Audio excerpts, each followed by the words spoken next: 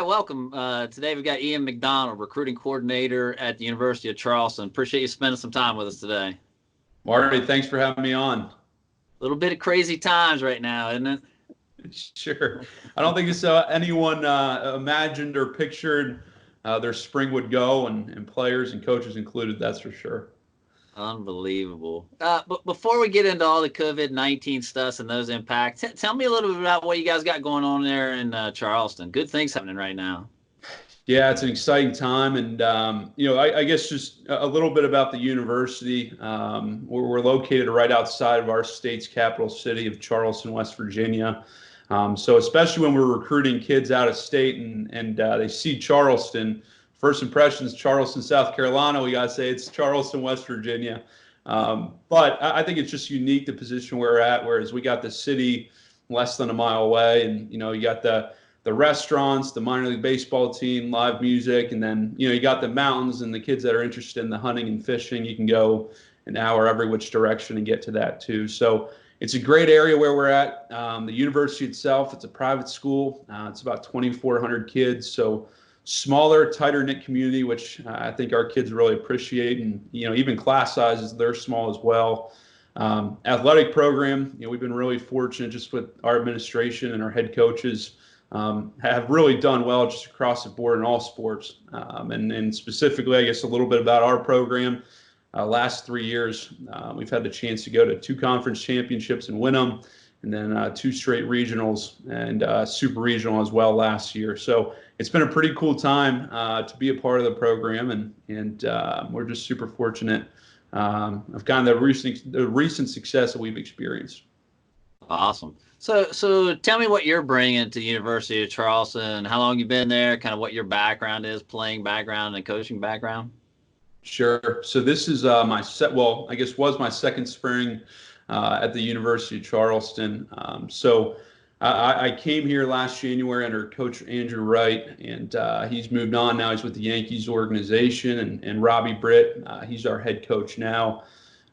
So second year on staff, started off as a volunteer assistant last year, had a chance to move into a graduate assistant role and kind of coordinate our recruiting efforts kind of after the coaching change. So it's been a great experience, and kind of my day-to-day is just coordinating the recruitment of the players that we'd obviously end up recruiting. So high school guys, junior college guys, transfers, and that's kind of my primary responsibility on staff. But then I also work with our pitchers right alongside our pitching coach, Anthony Zona, as well. So I saw in your background you had a little travel ball experience. What was that like? Yeah, so before I came here to the University of Charleston, I spent 3 years in travel baseball. Started out as a 14U assistant coach. It was just kind of an evening gig, and then eventually was fortunate. I joined Steel City Select, which is a travel organization in Pittsburgh. Ended up serving the director of baseball operations role. So 13U to 18U were kind of the ages, the teams that I did a lot of the day-to-day and roster management and even recruiting assistance and exposure. And that was a really good experience. I think especially now in my role, as a recruiting coordinator here, just kind of understanding, what information is available, through travel baseball and the different contacts that I had, working in travel baseball for 3 years. So I see both sides of it. Obviously, the travel baseball, the amateur baseball side, now being on the college baseball side, it's been a great experience. Another thing that stood out to me when I looked on your profile, the On Baseball U certification. Can you talk a little bit about that? Sure. So that's I got that certification this winter. Our hitting coach, Michael Blatchford, he's On Base U certified as well. So it's through the Titleist Performance Institute, and really specifically, they have 2 different tracks. So you can kind of get a hitting concentration and a pitching concentration. So because I work with the pitchers, I was able to go get certified down in Orlando. And essentially what it does is it helps coaches and medical professionals understand how a certain athlete moves. So as a coach, maybe I'm trying to teach a young man how to use his lower half better, and I'm saying, do this, get to this position. I'm showing video, trying absolutely everything. He just can't get to that position. Well, this kind of helps us that as soon as we bring athletes in, so for us, they follow their freshman year and throughout the year, we're able to test just how they move and their mobility so that we can say, hey, this guy can't get into his back hip, but maybe because he has, a flexibility issue or a limitation. So it just kind of helps us put together the complete picture when we're looking at guys of why they move the way they do or why they don't move the way that they do. So it was an amazing experience, and a lot of, I think over half of the coaches that are certified are in professional baseball. So even when I was at the certification, I was by far the one of the youngest, the least experienced, probably dumbest people in the room, and those are the rooms I want to be a part of. I had the opportunity to learn a lot. Sure. So, how did it happen for you guys? How did you guys track and follow along and figure out and hear the news that everything was canceled? Sure.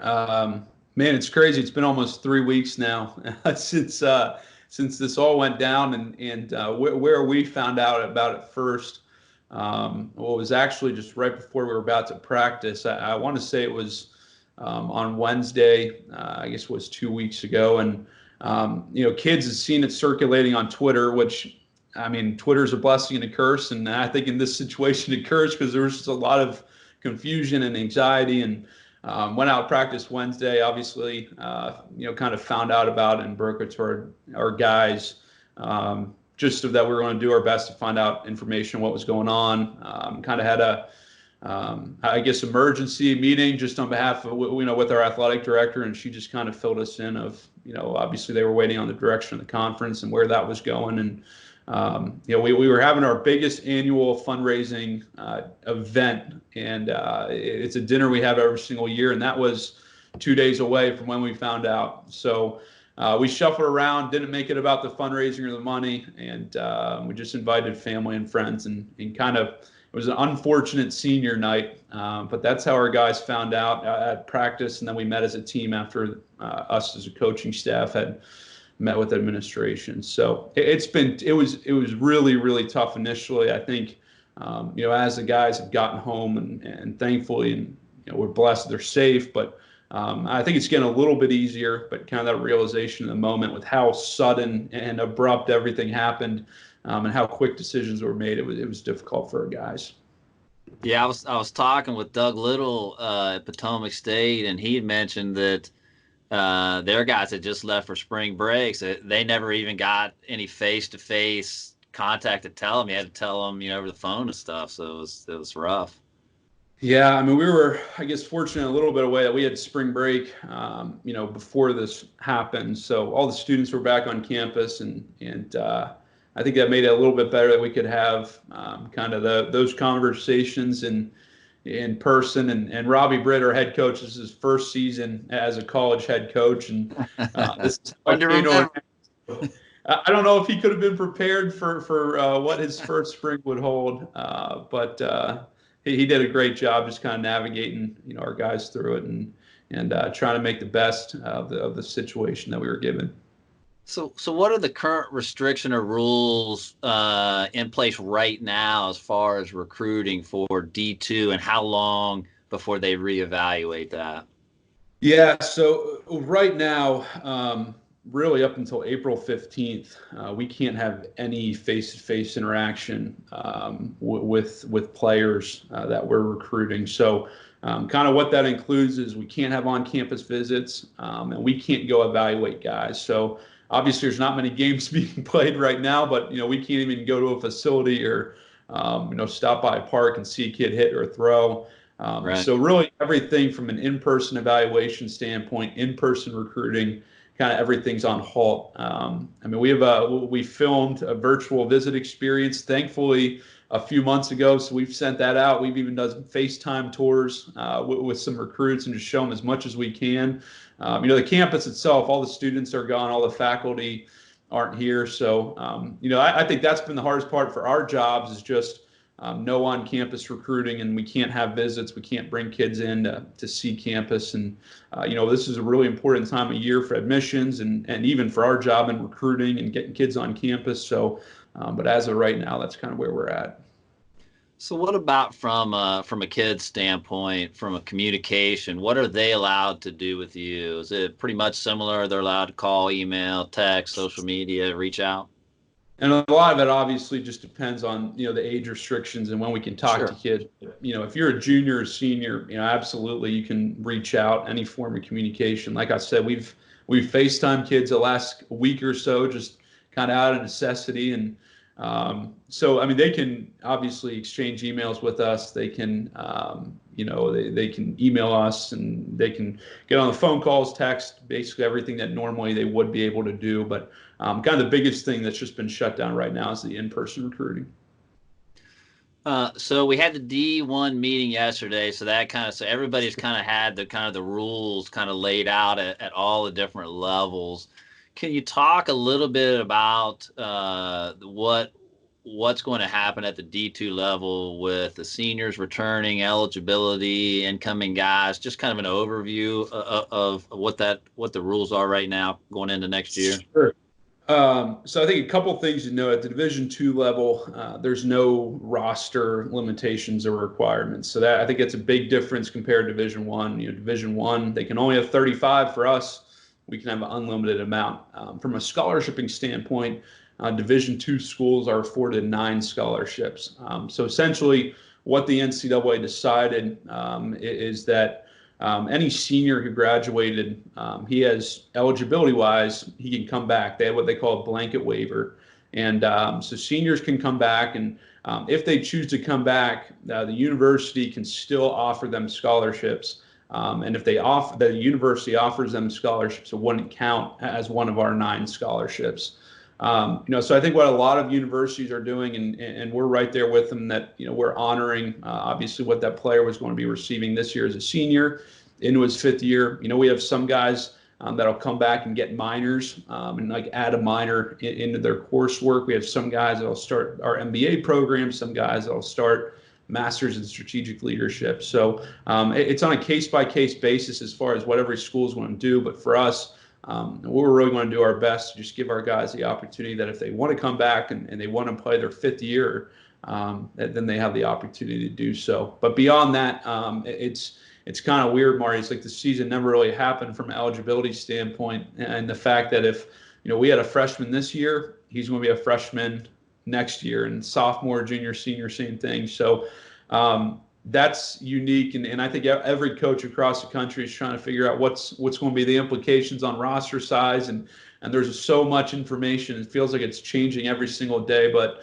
NCAA, they're doing a good job. They're trying to keep us updated as much as we can. And there's obviously things that no one could have thought of just on a case-by-case basis. And they're doing a good job just kind of working through, all the communication that coaches are giving them. So talk to me a little bit about managing rosters. So let's say just a regular year. Let's put the COVID-19 stuff aside. You got a 45 man roster. You got, 10 or 11 guys at each grade, just on average. What happens to a roster at the end of the year? Where and how do you lose guys? And then how do you make room for what you would call a normal class coming in? Sure. At the Division II level, roster sizes vary so much. Typically, the public schools, the roster sizes are a little bit smaller. Private schools, roster sizes are a little bit bigger. So I think, anytime, it's kind of my role as a recruiting coordinator, we're always trying to do our best to really think about just future needs. And not only are you going to factor in, the graduating class of who you're graduating, but then you also factor in, in between the spring and the summer, there's always going to be players that, they decide not to come back, whether, us being a private school, it's obviously not the, I guess the lowest priced options that, that's always just kind of a hurdle our guys, may face. And then even at, sometimes they want to get closer to home, or sometimes they have a change of academic interests, and, that'll push them to transfer. So we always have a couple, every year between kind of that summer and fall. And then you fast forward to the fall, right? And then between the fall and spring, there's always going to be a couple, maybe you're in a nursing program here and it's incredibly challenging, and you got to do work at hospitals or biolabs, whatever it is. So you're always going to lose a couple going into the spring. And So I think you're always thinking about that. You're thinking about the kids you're graduating, the kids you're going to lose after the spring, the kids you're going to lose after the fall. Then obviously just planning for any unexpected, events, so hopefully that answers your question. Yeah. So now if we go and we put in what's going to be happening next year. So you've got, let's say you've got 10 seniors. Sure. You're in the process now of trying to figure out who's coming back. Am I going to get half those guys, a third of those guys? And, and then you've already signed a lot of your freshmen coming back. So tell me about the senior side, how you guys are working that, and then what that looks like for incoming recruiting. Sure. I think it's going to look different for every school, right? And some schools, maybe they're graduating 3 or 4 guys, and it's it's a much smaller graduating class. For us, this was Coach Wright's really first recruiting class, 4 years ago, 5 years ago. So this was a huge recruiting class. So we're graduating 15 this spring. Obviously they're finishing up their coursework online. We gave obviously every single kid, they played here 4 years, 5 years in some cases. They have the opportunity or option to come back if that's what they want to do. I think in a perfect world, you get the guys coming back that makes your heart happy, but it just kind of the real world with student loans and jobs and everything else.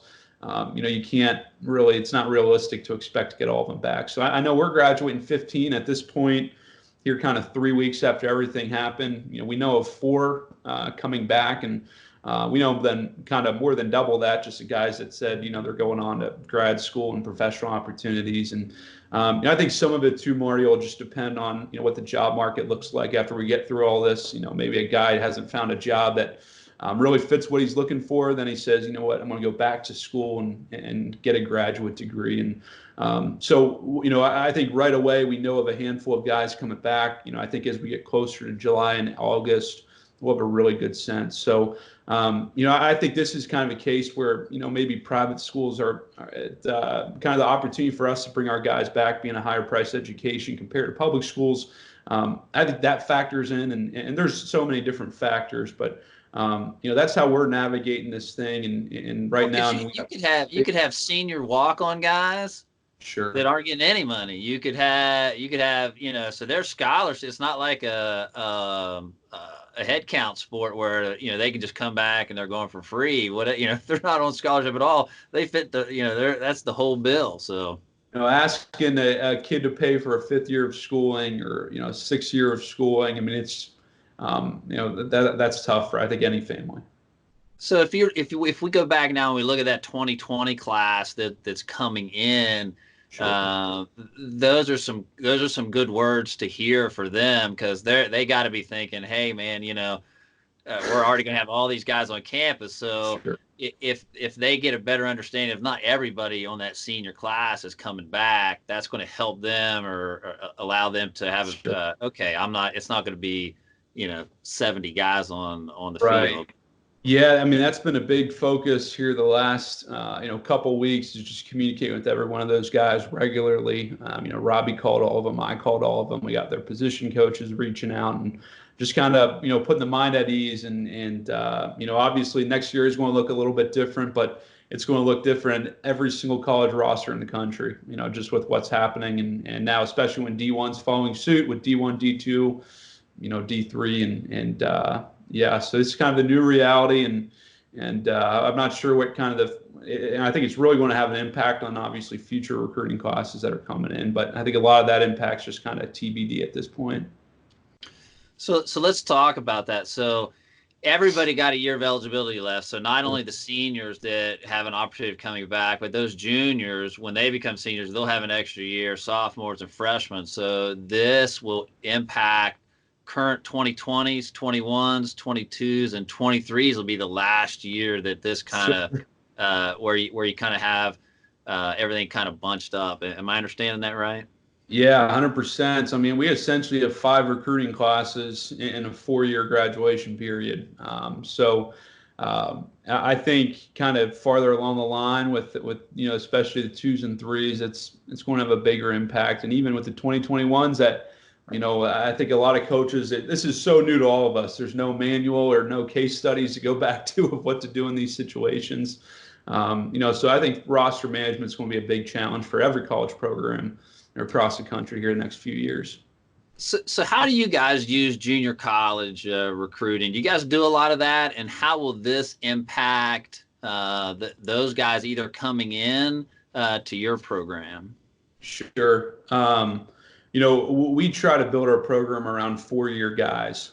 They kind of, we consider that to kind of be the foundation. Then we kind of fill the gaps with the 2-year guys. So we do have a few junior college guys coming in next year. From what I understand, and again, things are constantly moving and shaking, but they will essentially at the Division II level, they'll be granted, the junior college NJCAA, they made the same kind of clarification decision that it was going to be a blanket waiver for everyone who played. So essentially, guys will be coming in from junior college to the University of Charleston, and they'll still have 3 years. So, if they want to do a 5-year program and get an MBA or Master's in Strategic Leadership, whatever it is, they'll be able to do that. So the junior college guys, they'll be getting that additional year as well of eligibility.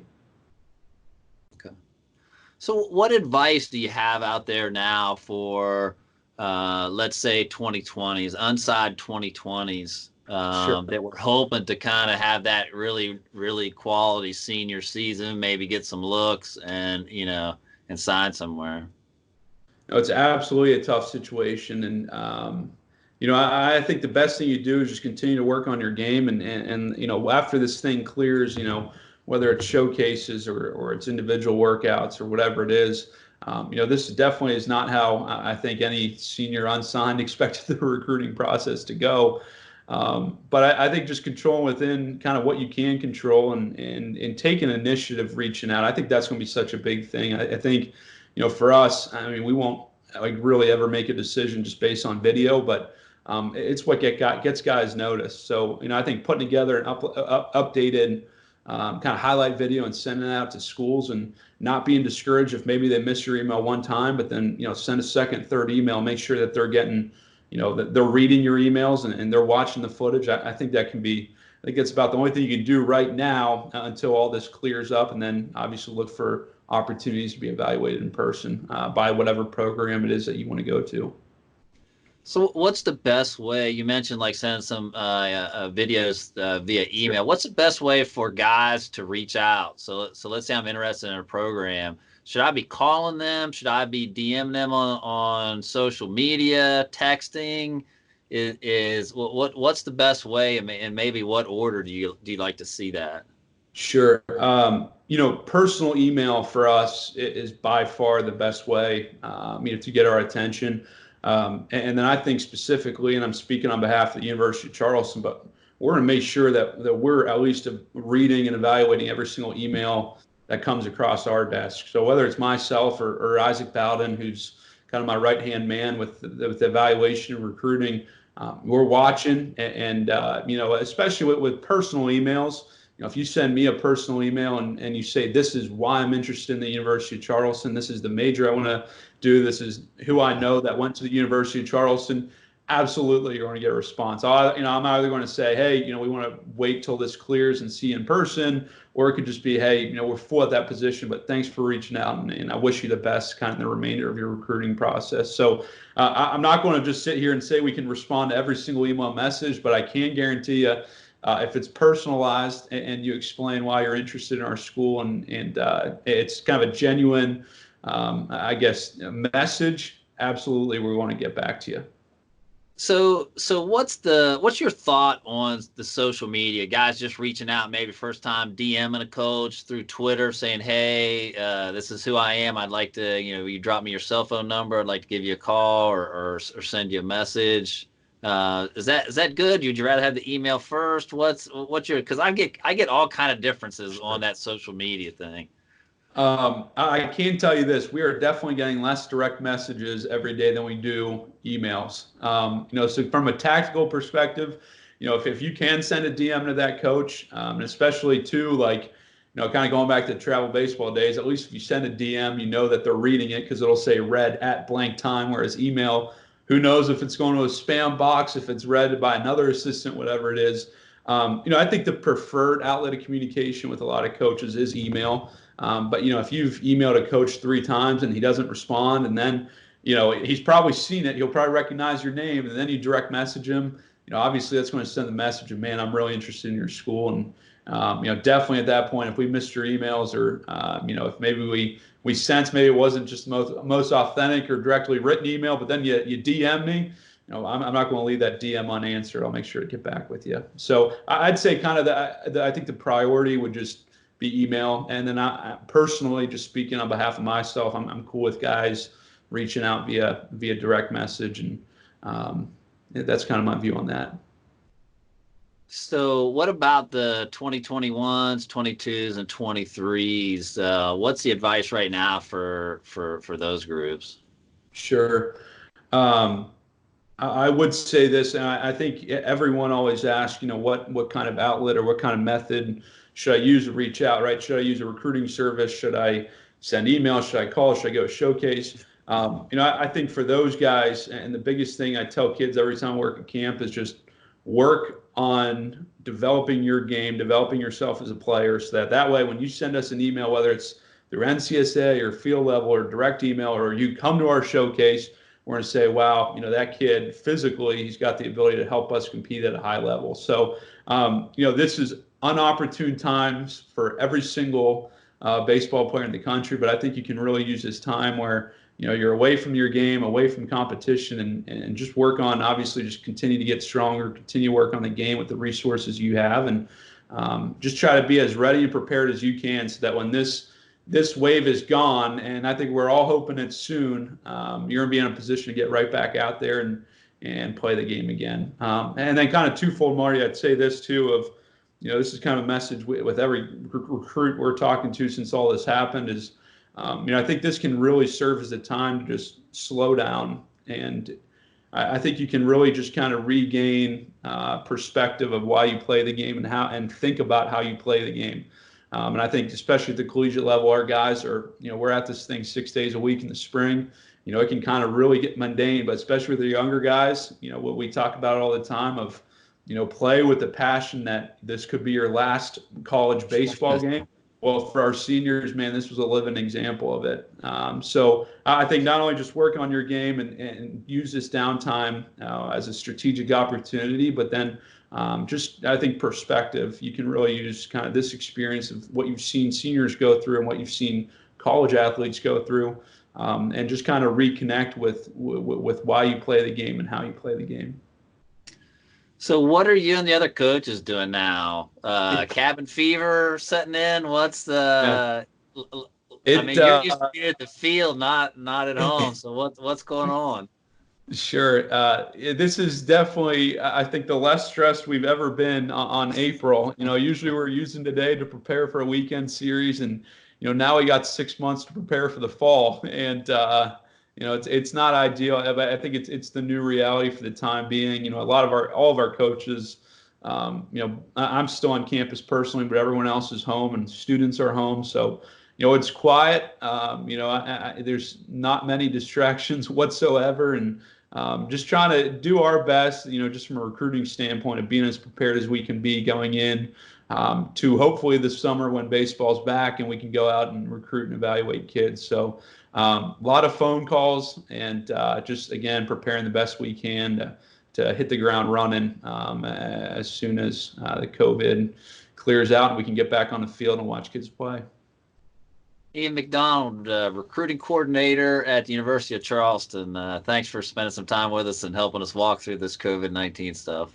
Marty, thanks for having me.